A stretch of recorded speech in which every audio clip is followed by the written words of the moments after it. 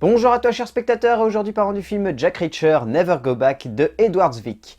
L'histoire c'est celle de Jack Reacher donc qui se charge en ce moment d'aider le Major Susan Turner à arrêter des contrevenants au sein des forces de l'armée américaine. Et en fait il décide de se rendre à Washington pour la rencontrer et pour faire le point avec elle, plutôt pour la draguer. Et là-bas, il va découvrir qu'elle a été arrêtée pour espionnage, mais il va se charger de découvrir le fond de l'histoire parce qu'il a la sensation que ça sent le roussi.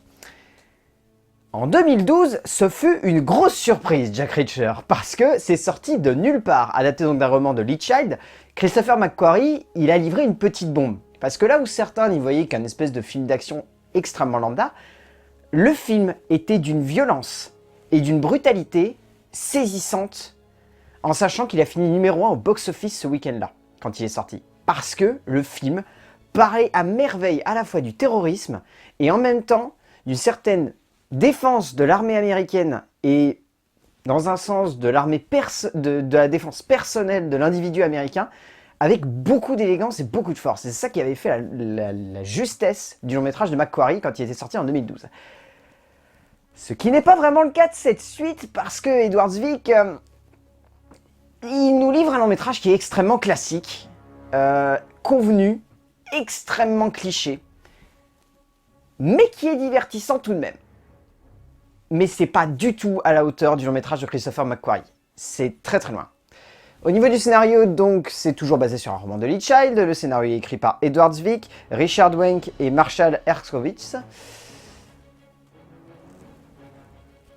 La nostalgie rend le scénario intéressant, si on devait essayer de trouver un gros point positif. Parce que tout est cliché dans cette histoire. Il n'y a plus la subtilité de l'aventure qu'avait voulu raconter McQuarrie. Il n'y a plus la réflexion autour de la défense personnelle et la défense de l'armée américaine et surtout de l'image qu'on se fait de l'armée américaine. C'est encore une histoire d'agents qui décident d'aller seuls se battre contre le système. Mais pas vraiment, parce que le système est corrompu et que c'est encore les grandes industries qui manipulent ça derrière. Le scénario est loin d'être la grande force du long métrage. C'est extrêmement classique. Ce qui marche en fait, c'est le personnage de Jack Reacher qui est vraiment attachant. Mais Lee Child, quand il a écrit le personnage, il l'avait écrit dans une époque où il avait une consonance, où il interpellait presque le lecteur et aujourd'hui le spectateur en lui demandant de réfléchir sur l'impact de ses actions et sur le fait que peut-être il faut se rebeller contre le système pour pouvoir en sortir et pour pouvoir y trouver un point positif. Malheureusement, le scénario de Wenk, Zwick et Erskowitz, il est vraiment très loin de ça.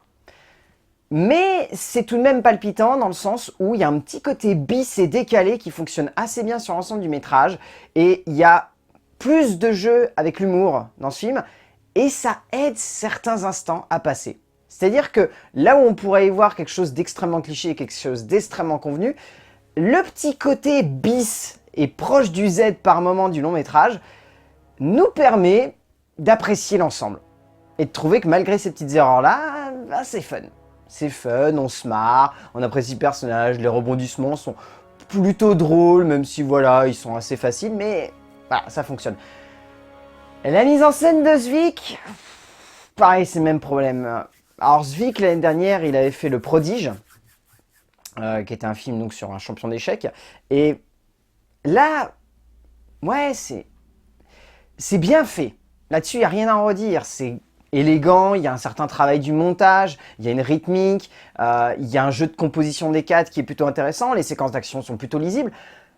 Mais là où McQuarrie laissait la tension grimper, Zwick se contente de la placer et de la laisser s'écouler au fil du récit. Il ne cherche pas à la renouveler, il ne cherche pas à lui donner du dynamisme, il ne cherche pas à lui apporter une puissance dramatique.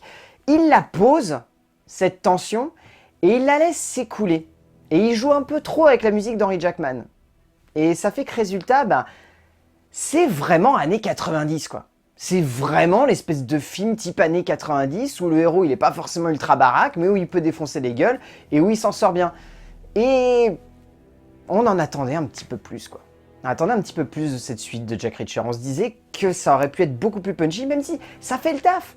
Il n'y a rien à en redire, ça fait le taf. Zwick il sait bien mettre en scène son film et il y a une certaine logique. Et il y a des scènes qui sont extrêmement drôle parce qu'il y a ce côté décalé qui est totalement assumé. La scène de l'aéroport à la fin, elle est géniale parce que justement, il y a ce côté bis qui est complètement assumé et ça rend la scène jouissive. Et la séquence d'action de fin, à mourir de rire si on la prend avec un petit peu de second degré et de recul, parce qu'elle est géniale. C'est vraiment Jack Reacher qui défonce la gueule d'un mec, mais jusqu'à ce qu'il en crève. Et là-dessus, c'est drôle, c'est fun. Mais on en attendait plus de ce long métrage. Et c'est dommage en plus parce que le casting est vraiment bien. Bon, le casting, on retient surtout les 2 acteurs principaux, parce que le casting secondaire est vraiment secondaire, et la plupart sont presque assez mauvais, genre, ils surjouent pas mal. Mais Cobie Smulders et Tom Cruise font la force du film, parce que Cobie Smulders, déjà, c'est une actrice qui a énormément de talent, et dans Avengers, elle a été sous-exploitée, mais de manière totale, alors que c'est une actrice qui sait interpréter des personnages badass, et là, elle le prouve, et elle le fait très très bien. Et Tom Cruise, il a trouvé son petit filon, là, il va jouer les personnages badass, entre Mission Impossible et Jack Reacher, il a trouvé ces 2 sagas, c'est bon, il peut s'ancrer là-dedans. Un petit Oblivion et un petit Edge of Tomorrow d'entre-temps, mais voilà, il a trouvé son filon, il sait jouer les héros badass, et il le fait très bien le taf, donc là-dessus, il n'y a rien à en redire.